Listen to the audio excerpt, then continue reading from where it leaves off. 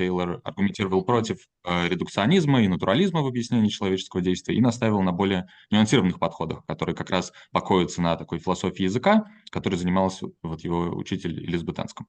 При этом Чарльз Тейлор никогда не был таким односторонним аналитическим философом, и в частности своим творчеством, например, для англоязычного мира во многом открыл философию Гегеля. Последняя книга Чарльза Тейлора вышла в этом году и называется Cosmic Connections, в которой он разбирает романтическую поэзию как средство выражения философии языка, которую он как раз отстаивает. Про эту философию языка Чарльз Тейлор рассказывал на лекторах в апреле этого года на секции «Политическое сообщество по ту сторону аналитической и континентальной философии», которую мы организовывали совместно с моими коллегами из Центра Республика Европейского университета. Лекция называлась «The Language Animal», и она доступна для просмотра на YouTube-канале Шанинки. А сегодня Чарльз Тейлор согласился еще раз прийти на площадку лекторов, чтобы прочитать лекцию про кризис западной демократии и про то, какие способы улучшения демократических институтов у нас имеются. Please, Professor Taylor, the floor is yours. Oh, good. Thank you very much. I really appreciate this invitation. There's not enough communication between our two countries and our two parts of the world. What I want to talk about today is the deep crisis of Western democracy. It's but more than Western democracy, but the center of gravity of this crisis is, in a sense, can be called Western. So Western means really North America, Western Europe, and various countries around the world which have been ex-colonies of these countries. That is, the colonies that have been really colonized. People have come out from Western European countries to live on a new continent, like Canada as an example, and Australia and so on. So this is the center of gravity of what I want to talk about, but I will have to make a side look from time to time, talking about India, for instance. Now, what to say about these democracies? That they're in deep crisis because their political identity is now, they have a deep split about the very nature of their political identity. Now, what do I mean by political identity? Political identity for a democracy is defined on two levels. Who are the people for whom this democracy, this government exists? And in the old days of self-determination of nations at the end of the First World War, for instance, when a lot of countries became free on their own, many in Eastern Europe, Czechoslovakia, Austria, Hungary, and so on. So it's clear that the point was to liberate a certain people, ethnically defined, historically defined. But at the same time, political identity consists of certain basic principles. The people are understood to have come together around certain basic principles and basic norms, of which self-determination of nations is one, but there are many others. Freedom, equality, really the French Revolutionist slogan, liberty, equality, fraternity, is in some way defined and realized, but that's the central idea. Now, the problem is today, and take Western democracies, that there's a deep split on both these levels. On the level of the political morality, if you like, principles, because we're fighting now, and I'm sure you're aware of the United States as perhaps the most salient example that you would be aware of, already on two levels. We're fighting on the level of what the ethic is, and it's evident to people in the mainstream of these societies that figures like Trump are regularly violating the ethic, telling lies, but also targeting certain people, certain individuals considered as outsiders and calling for their exclusion. So the issue of who really is a member of the people, there's a deep division on that. But that is also a deep division on the ethic of the society, because on one side, the side of people call liberal, but that's maybe too simple, the answer to this question, who is the people for purposes of it's everybody. One should not make, the ethic is one should not make discrimination between different classes of people, different origins of people, and so on. So at one and the same time, the fight is about these two levels. It's not simply a fight that you might have in a demographically homogeneous society about whether to have more redistribution, a richer welfare state, or less redistribution, a narrower welfare state. It is about that, but it's not only about that. It's about the way in which the ethic has been understood traditionally involves that the state is the instrument of everybody, and this attempt to create divisions and hierarchy between different citizens is at one and the same time breaching or raising deep questions about the political identity on both levels. And that's what makes it particularly difficult to resolve. And that's what makes the battle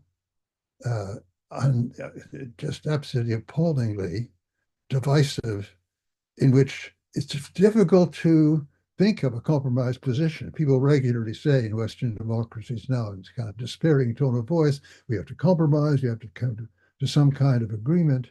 But unfortunately, the divisions touch the very heart of the political identity. So there isn't anything left outside which we can agree on. And we have this very bitter struggle, almost, struggle to the death, where the political identity is going to be defined in one way or another, and there's deep division about this. So what has brought this deep division about? Well, there's one level at which you can explain that, one very important factor, and that is the arrival of a great number of people from other countries outside the West, where there are terrible things going on, which explains why people are seeking refuge. For instance, some societies like Syria are deeply divided, having a civil war. So people in any kind of war situation, particularly civil war, they're worried about their children, they want to escape, so they're looking for refugee status, and they're coming to Europe and North America. But on another level, there's another account that many of these nations are in cells in deep division and strife, and there's kind of civil war going on. The case of Syria is a good example, but there are other cases. But at the same time, there are also societies which are in economic crisis, which can't really feed or give the necessary of life for big parts of their population. And there too, that's another reason why people want to flee those societies and try to get into the United States, one hemisphere, or get across the Mediterranean into Europe on the other hemisphere. Right? Yeah, so that's one of the causes of this. Why is this causing all this trouble? After all, Europe and North America, North America traditionally, but Europe in recent decades has always taken in refugees, has always taken in immigrants. They've immensely enriched the skill set in these societies. They bring various skills and outlooks and so on, which enrich the society. And as a result, you get a country like my country, Canada, used to be, not very long ago, not very many decades ago, we have something like 10 or 15 million population, and we're now double that, more than double that, just in a few decades. So what's the problem? Well, the problem is that this is not universally popular, particularly when the numbers get so great. And what you have now is an immense flood of refugees for these reasons which I mentioned earlier, which are really inner conflict and war, or great poverty, great lack of resources. So people want to give their children a better future than they had, so they try to cross the Mediterranean and try to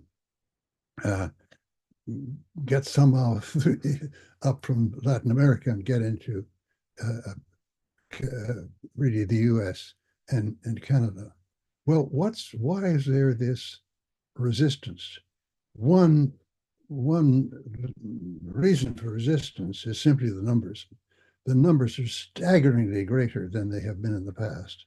And it's very, very difficult for any society with the best will in the world to integrate that many people that quickly, right? So that's one reason.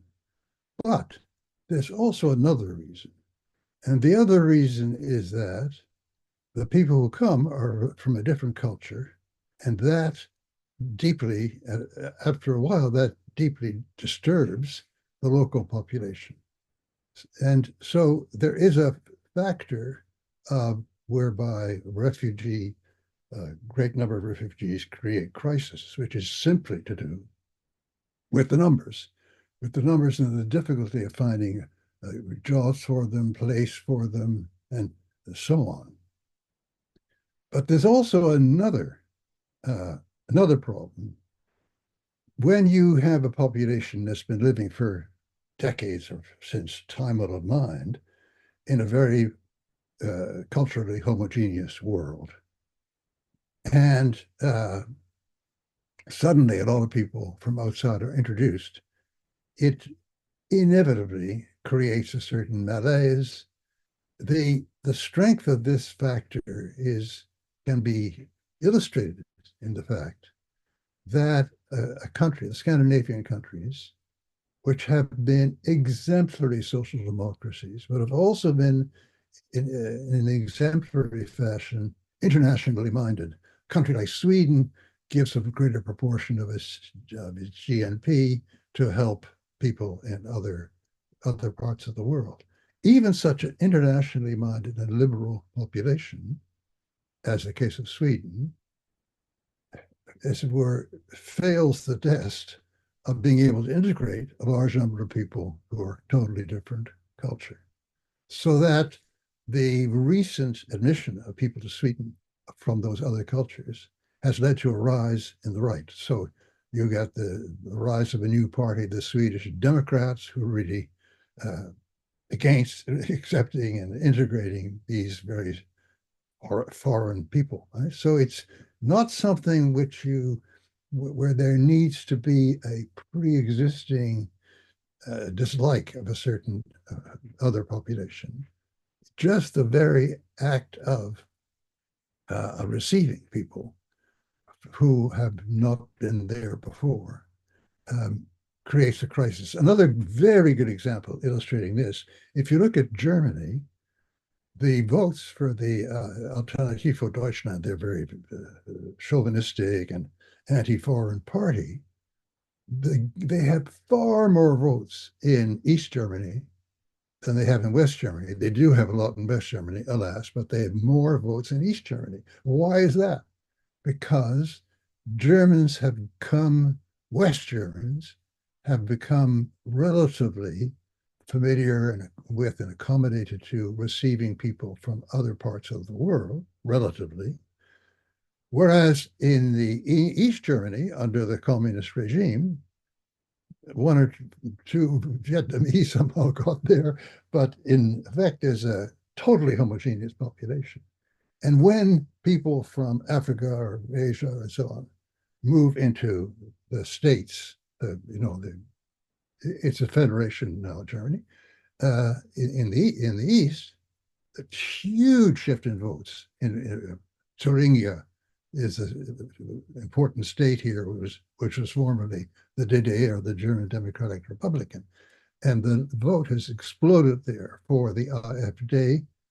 It's gained ground in West Germany, but far less in West Germany. So you see that there's a certain element a population has to get used to, people coming from outside.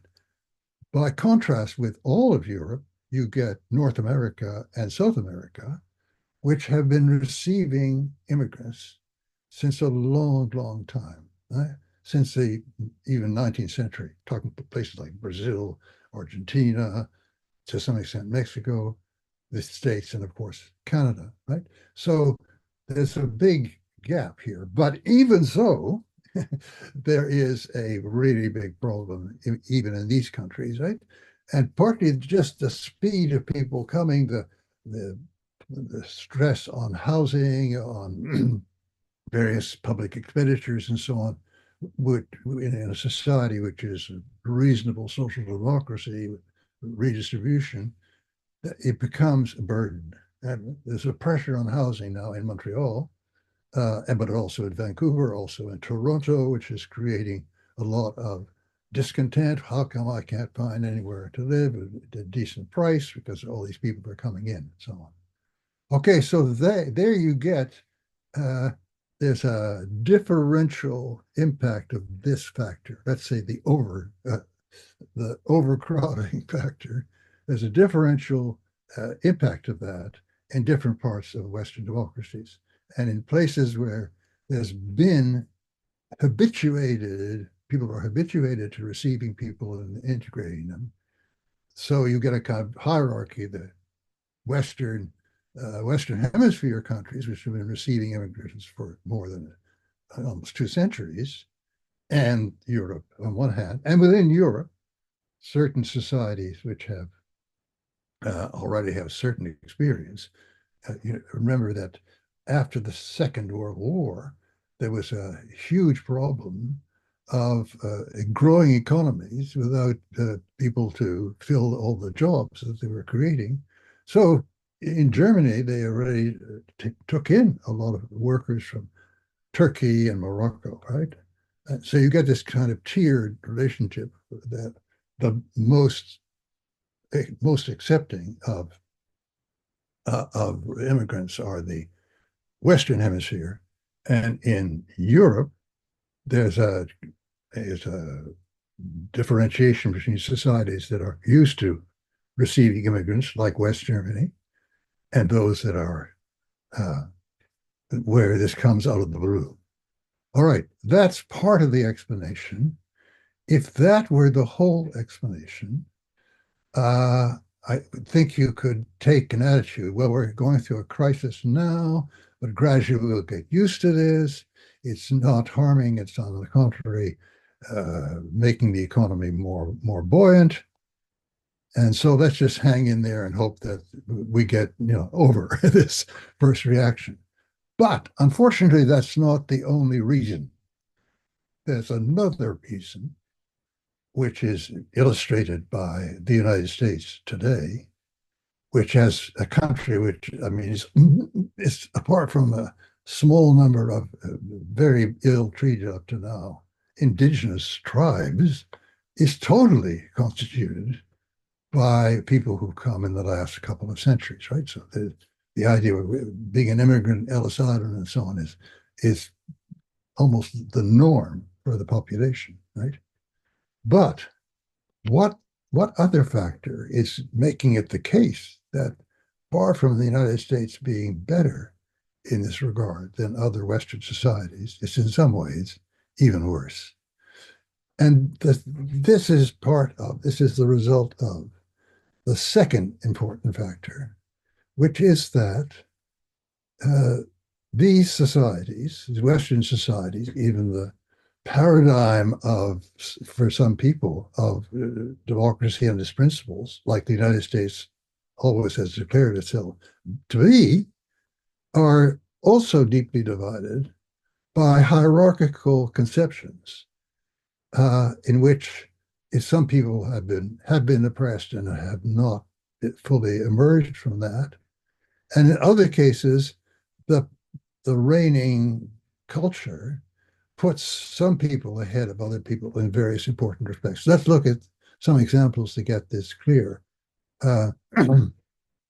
One way of putting it is that the standard Western democracy has had, if you like, a implicit understanding of hierarchy. For instance, between the genders, between the sexes, the idea is that the important jobs belong to men, and women shouldn't interfere and demand entry into these jobs, important jobs in in management, for instance, and in the public sphere, election. America has never elected a female president. We're holding, crossing our fingers now for the next few weeks, and I must say there's a great deal of nervousness here about that. And then you get other kinds of hierarchical views. I mean, it's definitely clear that the legacy of slavery is not over in the States. There's a kind of unsaid notion that whites over blacks, rush and make sure that they get jobs. They're discriminated against in the sense of not being able to get housing in certain areas, not being able to. And the secret of the prosperity of many American families passes through property owning. After the Second World War in particular, a lot of people finally managed to get a house of their own, and they had to pay maybe a high mortgage.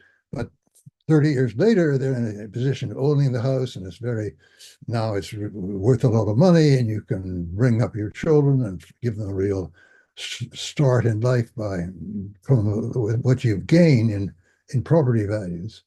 So there are other kinds of hierarchy: white over black.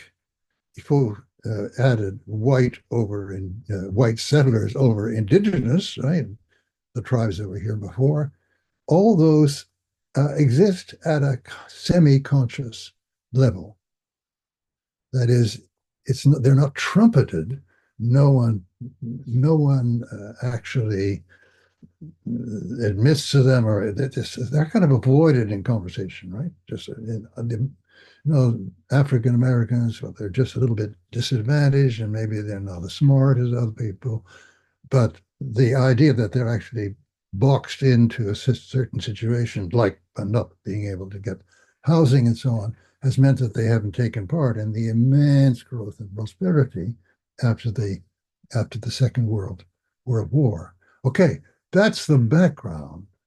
But in the foreground, we have the fact that, and this is a fantastically important movement, in the post-Second World War period, particularly after the 60s, there came to be movements to get rid of, to surmount these inequalities and these notions of precedence.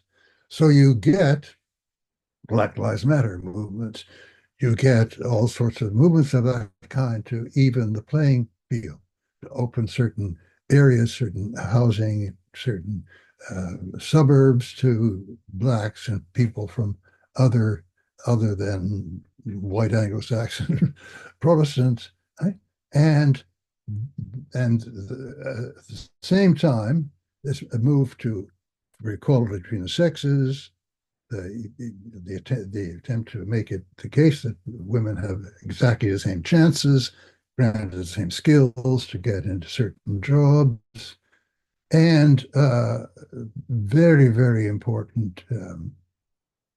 Also, this goes along with very old notions, that is long-standing to most of human history, of the right sexual life, right? So there has been a tremendous move for recognition of gay, homosexuals, for instance, and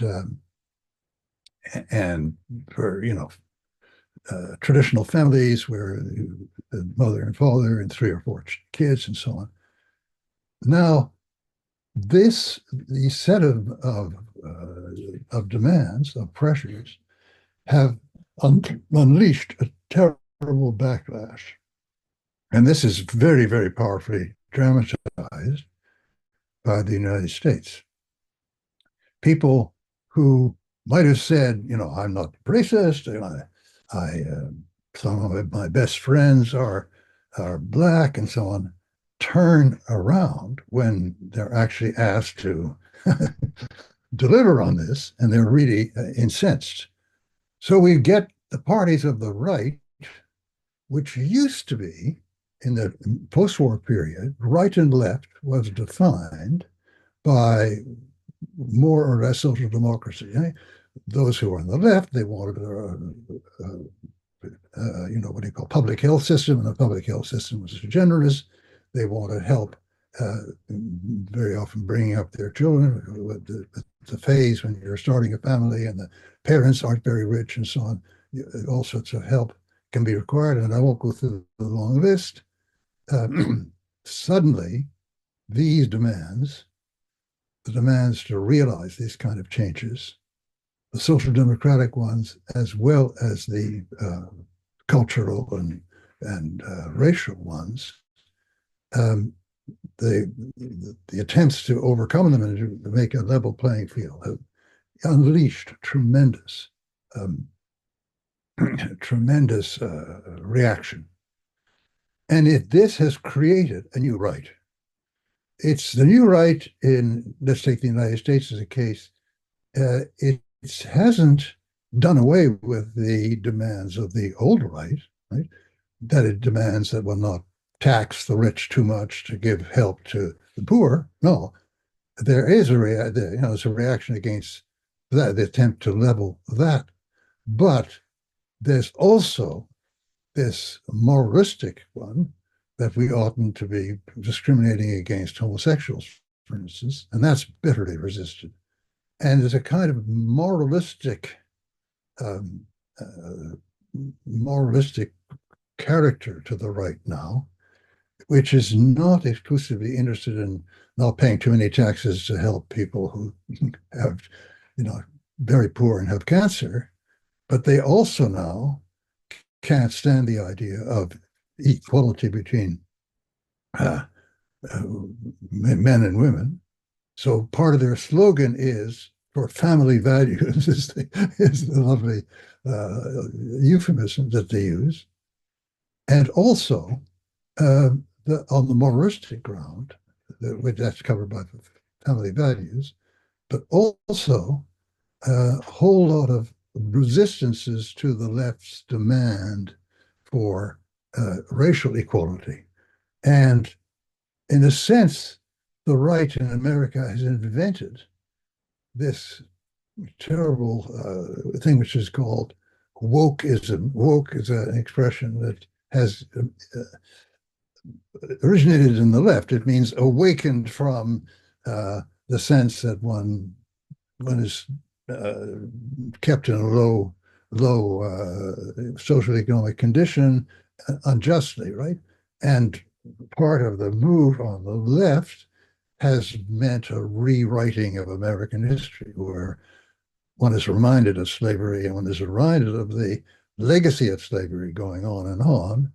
And this is reacted to by Republicans as introducing, unnecessary inequality and rewriting history in a way which is totally false and so on. It's called being woke. Okay. So these two factors together, the tremendous influx on one hand, and the attempt to overcome these discriminations and lack of consciousness, lack of admission of the past, on the other hand, they've joined together. They've become fused in a certain sense. And the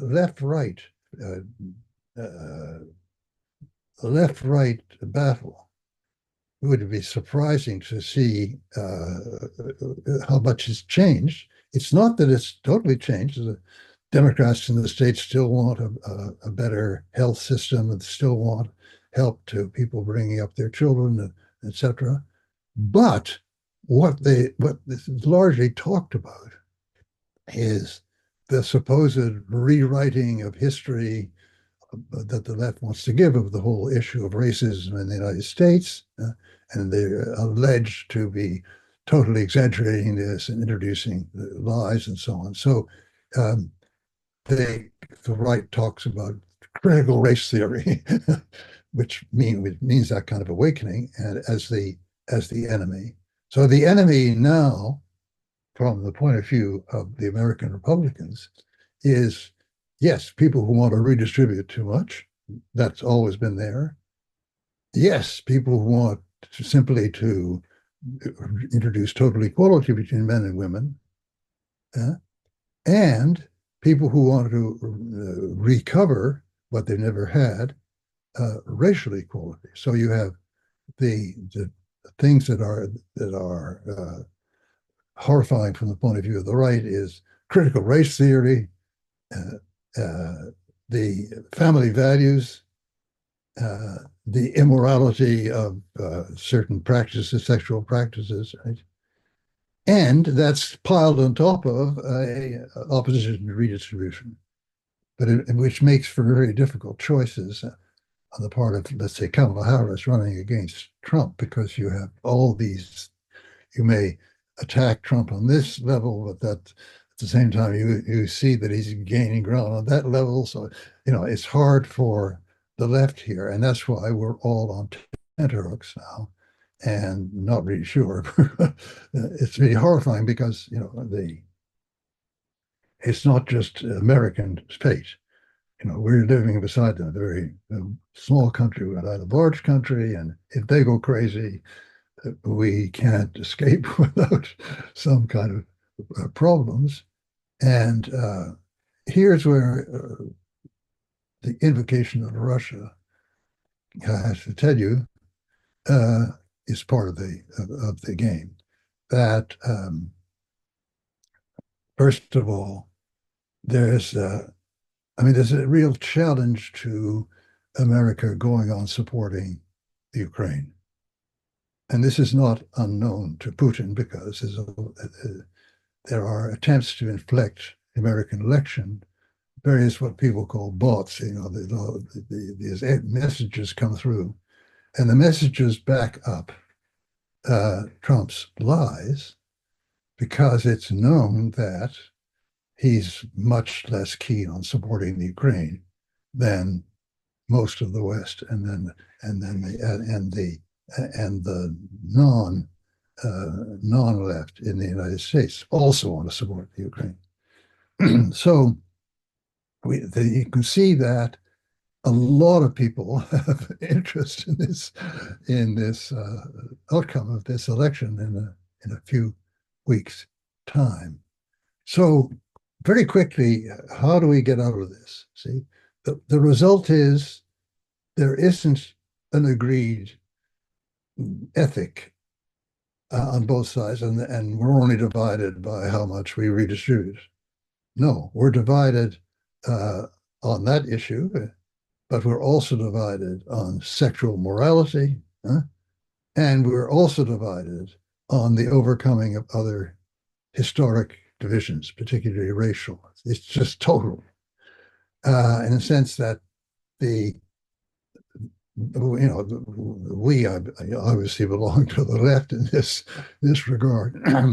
We are fighting on three fronts, and they are fighting on three fronts, and it makes for a particularly bitter and absolutely hostile environment, in which it's very hard. People keep saying, in the old days we didn't agree on everything, but we negotiated in Congress and so on.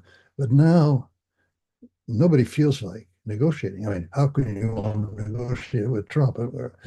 It's the thing is, above all, based on a total set of lies. There's almost no sentence that comes out of his mouth which has no two properties. One, it's false, but secondly, it stimulates hatred for a certain class of people, right? It's this ridiculous thing that he put forward the accusation that Haitian immigrants in Springfield, Ohio, were grabbing the people's pets and cooking their dog and eating their cat. It's completely taken out of nowhere. But he somehow gets away with it. If you want to know why, we can go into this later. But I have to finish this with some kind of potential way out. And the potential way out is the power of this kind of so-called populism, is that it plays on certain cultural differences, whereby educated people, very educated people, look down on people who have very primitive views on race and so on, and express it, right? So This has managed to take a certain segment of the working class, if I can put it that way, out of the left column into the right column. And that's what the column of the Republicans. So what one needs is to create a new kind of solidarity in which a left program can bring together as supporters workers who are tempted by this Trump kind of thing, but not totally wedded to it, and so-called middle-class liberals behind the same program. And in a certain sense, that was what won out very narrowly in 1920. Right? It's 2020. You see, I'm old for in 2020. In Biden is a figure who's always been on the left of the Democratic Party, has working class roots. He managed to talk to a lot of people in these crucial states who previously voted for Trump and flipped over that vote.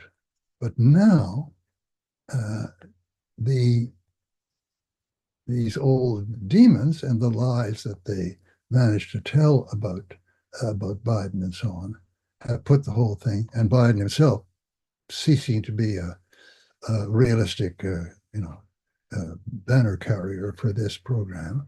But you see what I mean. The only way to defeat this kind of right is to have an alliance of the old social democratic programs with what people call liberal programs, which are just sensible, ethical programs to overcome grave discrimination. And so in every Western democracy, we're going to have that kind of thing. So in this case here, we're very close to the edge, partly because of the absurd American electoral system going back to the 18th century. Kamala Harris will get the majority of votes over Trump. No question. Maybe 3%. But she could get that and not be president of the United States, because it's all broken down into these different states who have their, I won't bother you with the detail, right? So the whole thing depends on a certain number of states, which are swing states. And but in general, you see that the barrier to Le Pen taking over in France was the left-wing union, and the same can be said about all Western democracies. It's really very important that part of the electoral clientele of the left has been siphoned off by the right. And it's only by overcoming that, which having the right kind of program and the right kind of language and the right kind of appeal, that we can hope to get out of this impasse. Okay, so tune in, as they say later on November the 6th. Will we succeed in this? If we don't, it's just absolutely catastrophic. But if we succeed in this, it can be the hope of climbing out of this terrible condition that we're in. I've just one more thing to add. I've talked a lot about the West, and there are also similar movements in the other parts of the world. I'm thinking of India and Modi. See, one of the things that I described the good scenario, the terrifying bad scenario, is that a certain number of these countries which have gone to the right, they have rearranged the constitution to make it harder and harder for the left to win. Now, the paradigm example of this is Hungary under Orban, right? It's incredible how he managed to change the constitution in an incredibly complex way, which makes it virtually mathematically impossible for him to be. And that is one way that this deep division of political identity could be resolved in favor of the bad guys. Okay? And something similar now would go beyond it's not just Orban and not just other European countries. If you go to India, you have another attempt to make a certain regime based entirely on a discriminatory program. Muslims don't belong in India. Modi acts as though he was running against the Mughal Empire, that was still in power. It was, it collapsed in the 18th century. So there is a kind of danger that in these different areas for different reasons, and in the European area because of this new kind of right, we could get the development of constitutions, just a few adjustments here and there, which would make this virtually irremovable. That is the terrifying scenario. So, and with this terrifying possible future, I leave you to open a discussion about the explanation and the possible future. So, thank you very much, Professor Taylor. That was a great lecture, and it was our pleasures. So we're moving to the Q&A session. Все, кто хотят задать вопросы, можете поднимать руку или писать их в чате.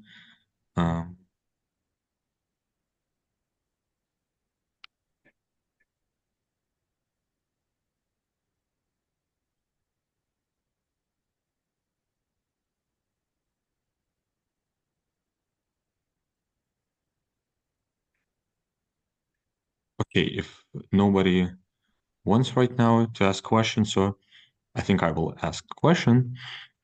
I have a question, and it's rather two questions, where it's two steps of one question.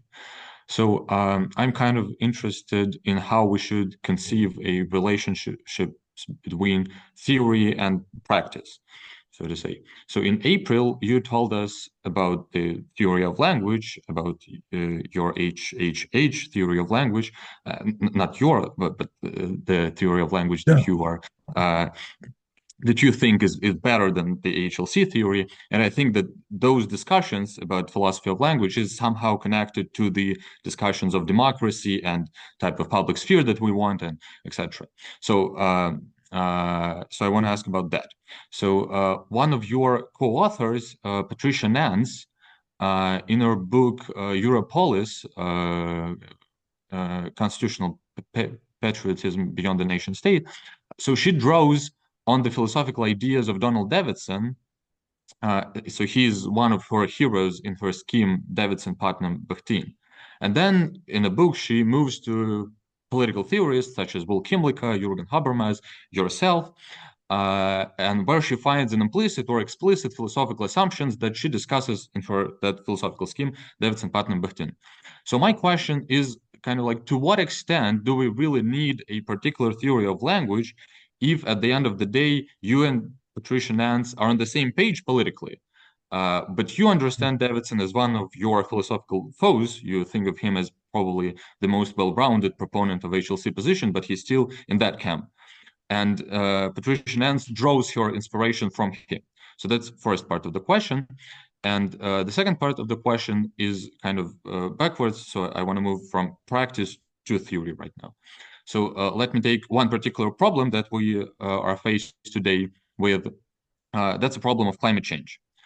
And if we look at the contemporary debates among those who take the problem seriously, those who take the problem of climate change seriously, we will see, I think, the tendency to try to include natural objects into our political sphere. So, for example, to grant them rights.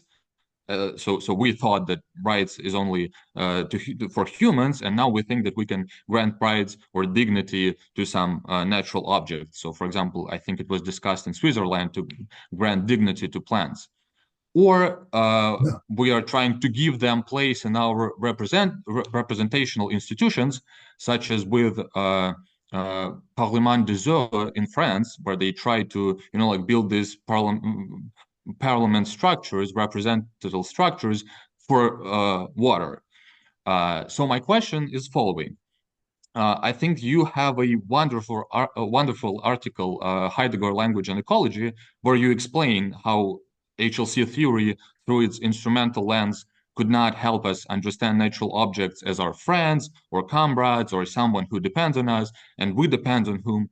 But when we move to practical sphere, we only have a contemporary institutions which are embodied version of those instrumentalistic principles that we find in HLC theory. So I think here is an interesting parallel. I think it was Elijah McIntyre who observed that as soon as Marxists came to power, they became Weberians. So kind of like Marxists on a theoretical level opposed those Weber claims about authority and etc. But as soon as they in power, they start acting in precisely Weberian fashion. So isn't the same with HLC and HHH theories? So we could think whatever we want about theoretical shortcomings of HLC theory, but when we do politics, because of how things are, we have to think about politics in HLC fashion.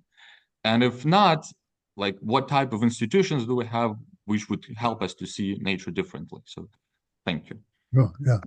Well, actually, I wasn't aware of that facet of Patricia Nance's argument, but I think that when we put this in relation to our relation to the planet and destroying the planet, there is not exactly a tight philosophical connection, but let's say an affinity between the HLC theory and what is driving global warming, and which is the notion that our primary relation to the planet ought to be one of instrumental use, controlling, right?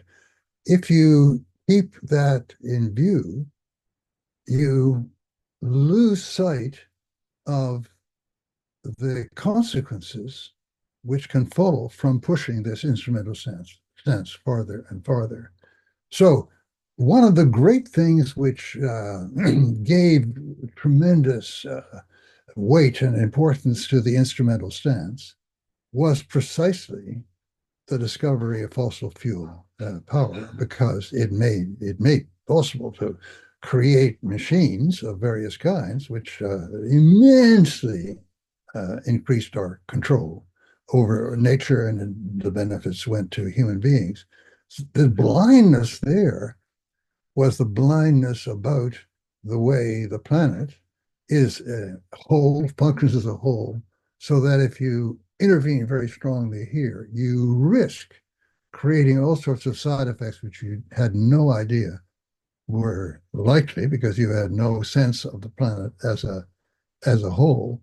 And in a certain sense, the one of the cures to, if we ever get beyond destroying the planet and ourselves, one of the cures has got to be some sense of the planet as a whole system to which we owe something. We have a sense of gratitude, if you like to put it that way, or a sense of having to protect and nurture the larger whole in which we exist, so that the stance of instrumental use can't be our only stance, has to be changed.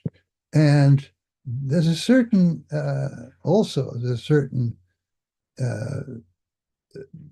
let's say sympathy or deep connection philosophically to the HLC theory, which is all about, which makes the whole of language consist of vehicles for communicating information. Right?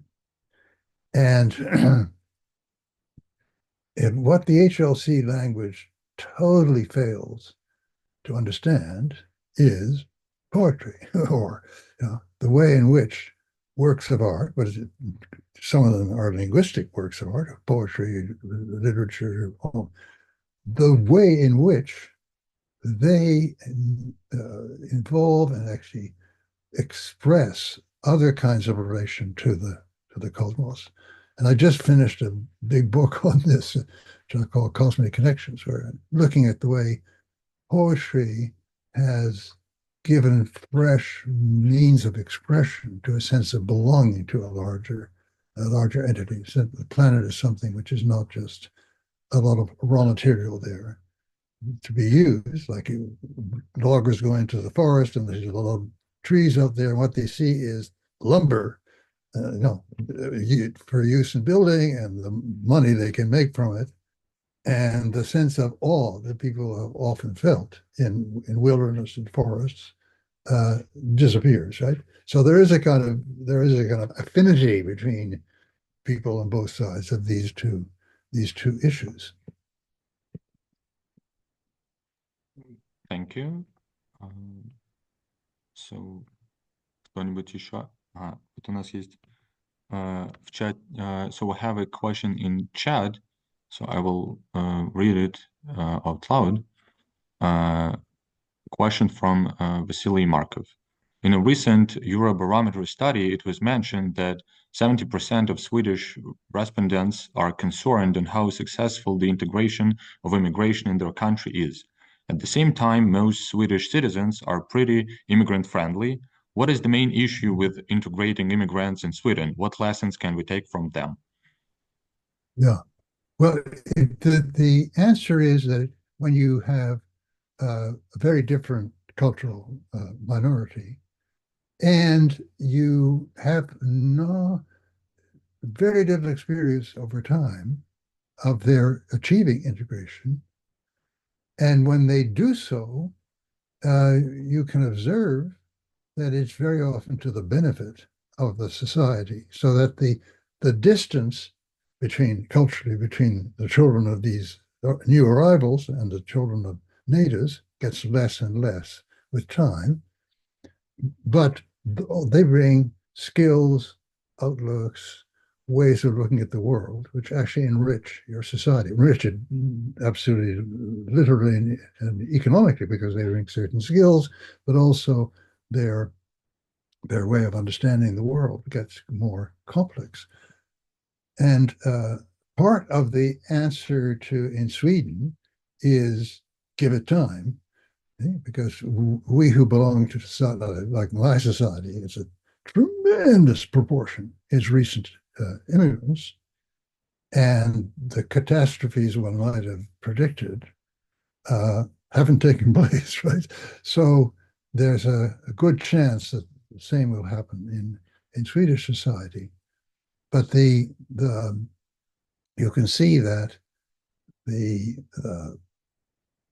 whole artistic dimension is a dimension whereby we sense some deep connection to the world around us, is really totally ignored in the HLC theory, right? Whereas the HHH has from the very beginning been deeply concerned with language and art, and language as a vehicle for artistic expression. Thank you. So we have another question from the audience.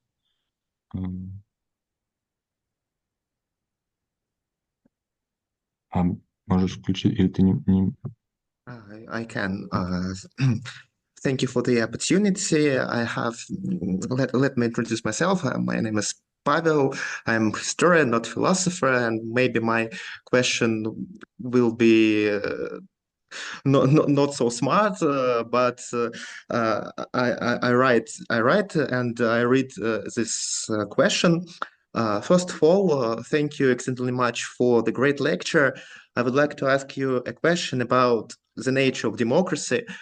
First, President Biden once said about his conversation with President Xi of China when Right Honorable President was the Vice President a decade ago. He talked about discourse of does really democracy works in reality of modern world. How do you think, does really democracy work right now, and does this model possess a future? in terms of more difficult world, I mean confrontation between democratic countries and others and other countries. And does, in your opinion, democracy have a future? For example, when one side of political aisle cannot accept the defeat and congratulate another side? I mean the situation of 6th January of 2020 when Donald Trump could not accept the defeat on the election. Thank you very much. Yeah. No, I mean, I think this is an absolutely impossible situation for democracy. One has to have some kind of arbitration of who's going to rule. It should emanate from the people, from electoral victory. And if you don't, I mean, he had the excuse that that the election had been dishonest and so on, but everybody saw that there was no way of so you get simply, I mean, Trump is a very special case because I don't think he has any interest outside himself and his power, and he likes to be constantly praised. His ego is very hungry ego. He must, so that's all that he desires. So that's not really a basis for right-wing politics. It's really, that's the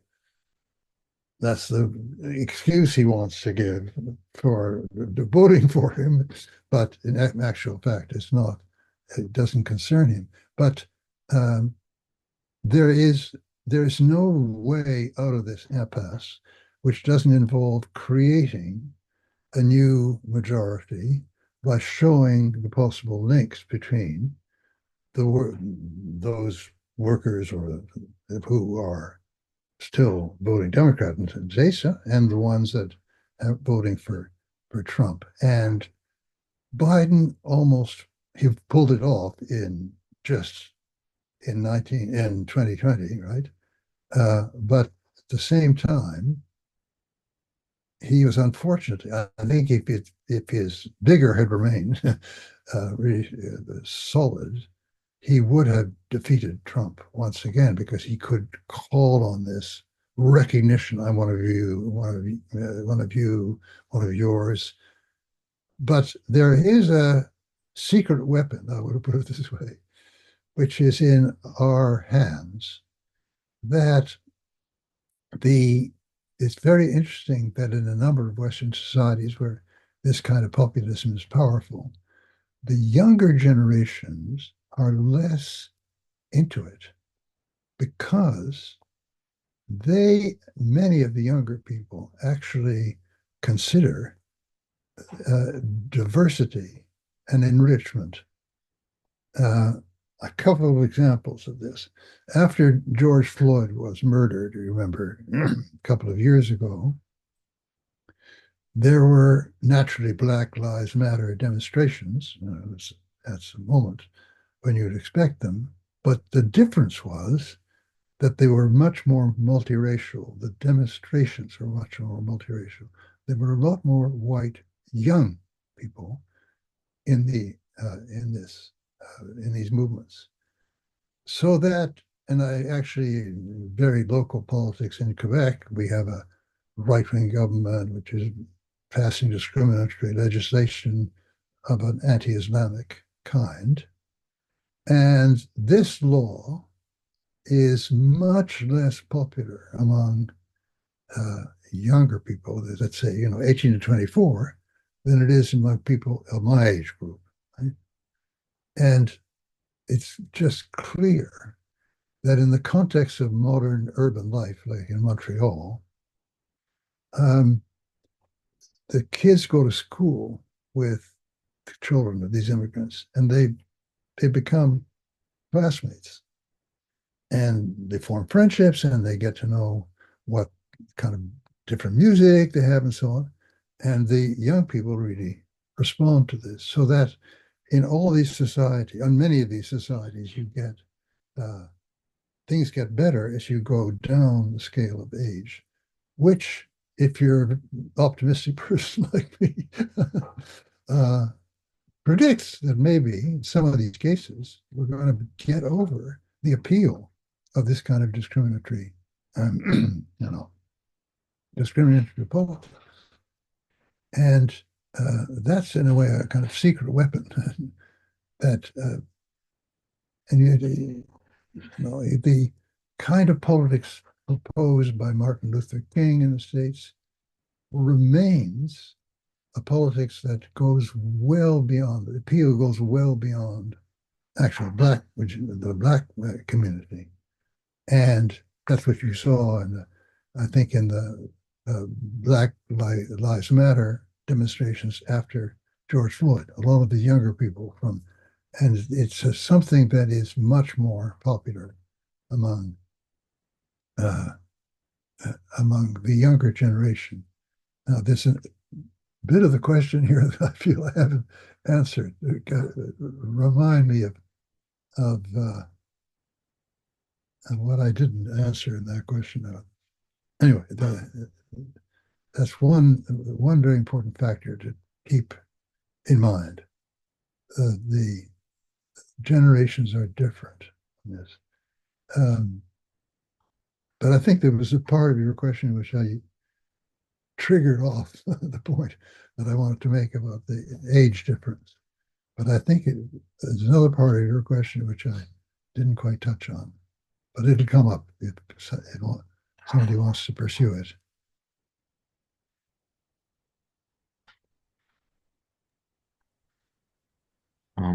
Окей, thank you.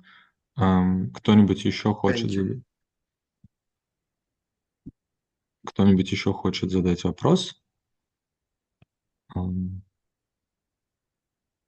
Да, по-видимому... Okay, so I don't see any more questions, so I think that I will ask the last question. So if I understand you correctly, then in order to deal with that crisis of democracy and to try to solve it, we do not need new institutions or new laws, even though they are important in their own respect. But we need a new type of culture. We need new version and new vision of public sphere. We need new understanding of I don't know, like our commonalities and etc.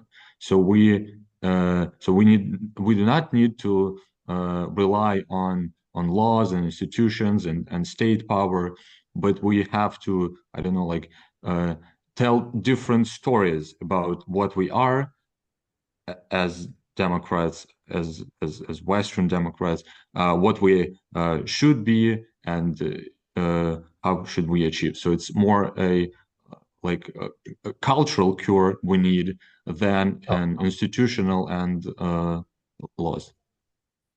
Yeah, absolutely. It lies in the cultural domain, in what we think societies are for, in what we take as the possible enrichment of society, not just economically, but culturally, and make people more aware of that. And you will get, at my age, not very many people moving over, but the more you go down the age cohorts, the more you can hope to get people out of this, no-win situation, situation of deep division, and that requires that the society can somehow generate places where people get to know each other. So it's going to be easier to change people's minds in cities where they're all living together than it is in the countryside very often, which is very often monocultural, right? So it's going to be not an instantaneous progress, but it's going to be one that we can cultivate, push forward, have some basis to work on.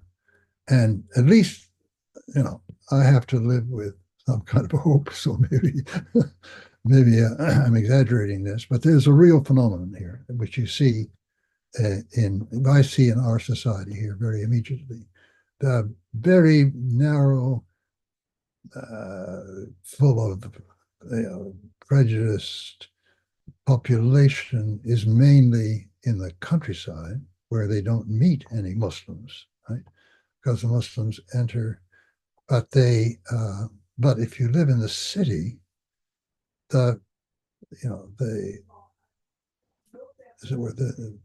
you're getting to know people from the other side is almost guaranteed. Right? The kids are going to go to school. I mean, I'm thinking of my own grandchildren, who, when this outbreak of suspicion of outsiders, particularly Muslims, they said to me, we don't understand this. In my class, I have this guy, Ahmad, and we get on very well. Are grown-ups gone completely crazy? We always thought grown-ups were a bit crazy, but now it really looks that way.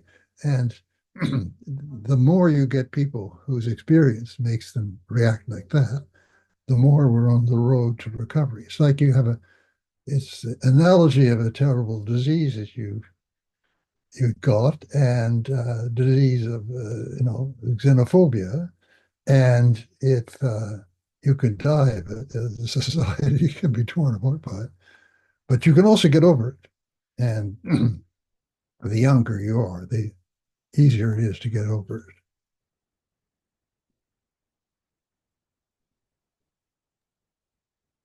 Thank you very much. It was our pleasure. I think that we don't have any more questions, so I think we will end the discussion and end the lecture. So thank you very much once again. We are very glad that you are here today with us, and it was our pleasure. Thank you. Well, I thank you too. It was a great pleasure for me, and I think it's important that this communication go on. So thank you very much. Thank you. Goodbye. Thank you. Всем спасибо, кто подключился и слушал, и задавал вопросы. Спасибо всем, до свидания. Всем спасибо. Goodbye. Спасибо большое. Goodbye, Professor Taylor. Goodbye, everyone. Bye. Goodbye.